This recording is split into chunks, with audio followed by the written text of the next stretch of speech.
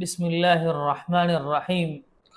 اس course کے شروع میں ہم نے دو باتیں بتائی تھی، ایک یہ کہ ترجمہ نگاری اور دوسرا یہ کہ میڈیا کے عربی پر توجہ دی جائے گی، لیکن ہوا یہ کہ بہت کم میڈیا کے عربی کے حوالے سے الفاظ اور مفردات آئے، تو اس لیے آج ہمارا پورا سبق میڈیا کے عربی کے حوالے سے ہے، یعنی ترجمہ کے حوالے سے نہیں ہے۔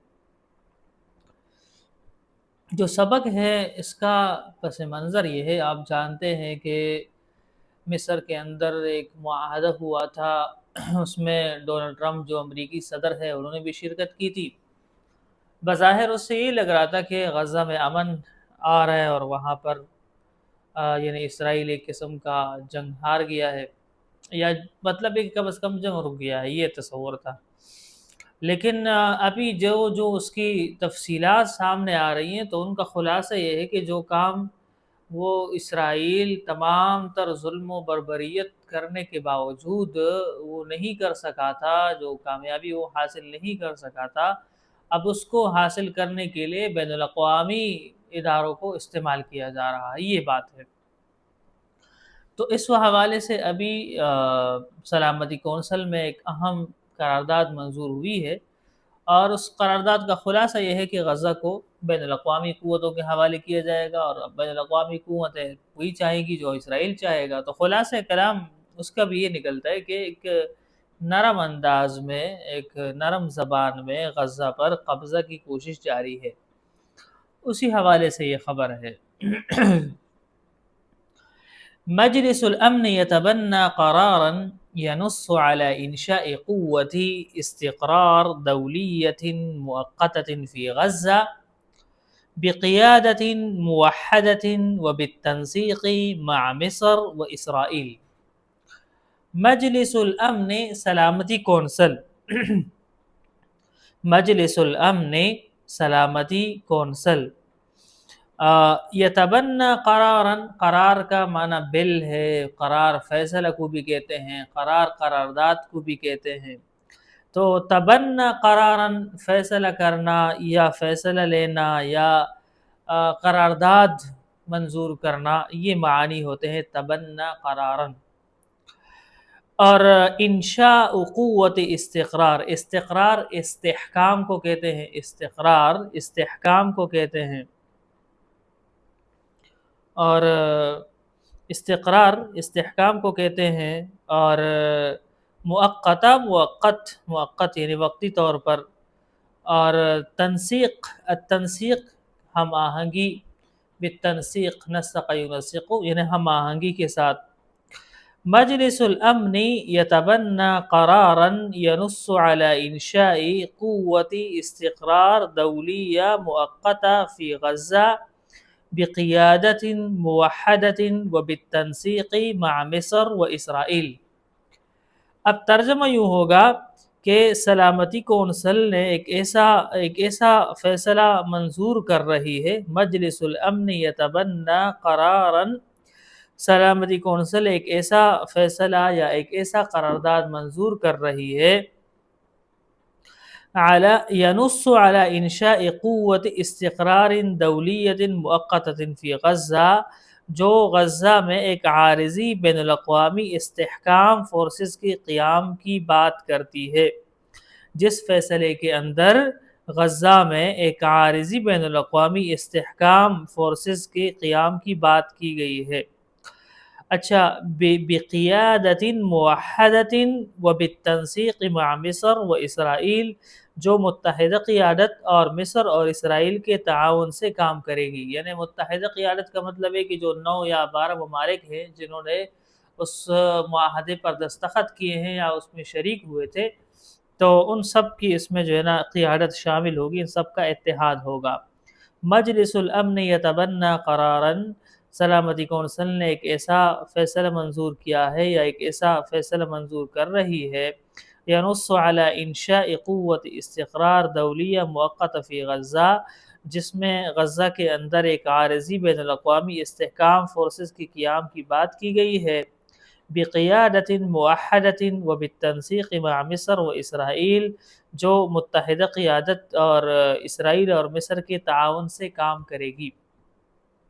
مهمتها تجريد القطاع من السلاح وحماية المدنيين وتدريب الشرطة الفلسطينية. مهمتها ان کا کام، مہمت کام، ان کی ذمہ داری، القطاع غزہ کی جو پٹی ہے اس کو کہتے ہیں، حمایت حفاظت کرنا، حمایت المدنیین شہریوں کی حفاظت کرنا، اور تدریب الشرطتی پولیس کو ٹریننگ دینا، ان کو مشق کرانا، تربیت کرنا ان کی.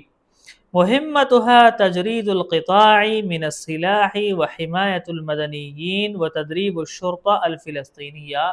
اس استحکام فورسز کی ذمہ داری اور ان کا کام غزہ پٹی کو اسلحے سے پاک کرنا، عام شہریوں کی حفاظت کرنا اور فلسطینی پولیس کی تربیت کرنا ہوگا.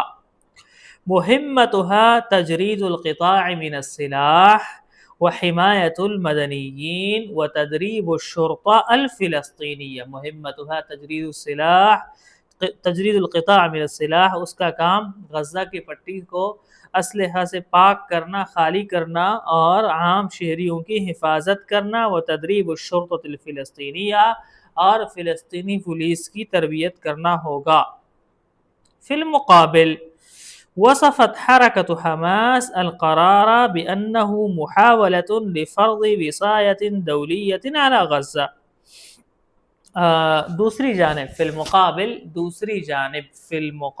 دوسری جانب حرکت تحریک، محاولت کوشش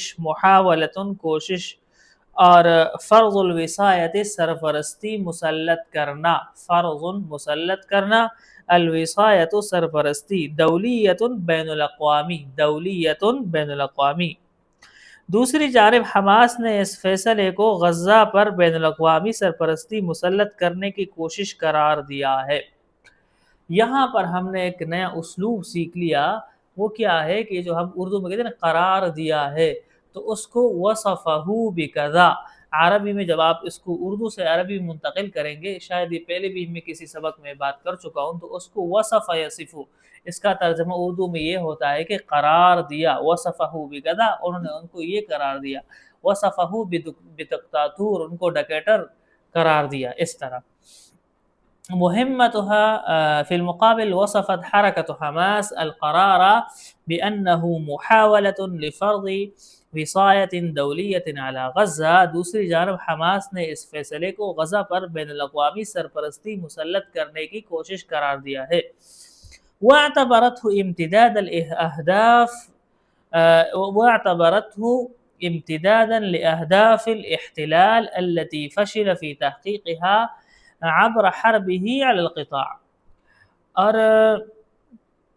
اور اسے قبضہ کرنے والی طاقت یعنی اسرائیل کے ان اہداف کی توسیع قرار دیا جنہیں وہ اپنے جنگ کے ذریعے پٹی میں، غزہ کی پٹی میں حاصل کرنے میں ناکام رہا. امتداد یہ اسی کا تسلسل ہے، امتداد لکذا اسی کی توسیع ہے، اسی کا تسلسل ہے، تو اس کے لیے عربی زبان میں امتداد. اہداف، ہدف کی جمع ہے، ہدف مقصد کو کہتے ہیں، اہداف مقاصد.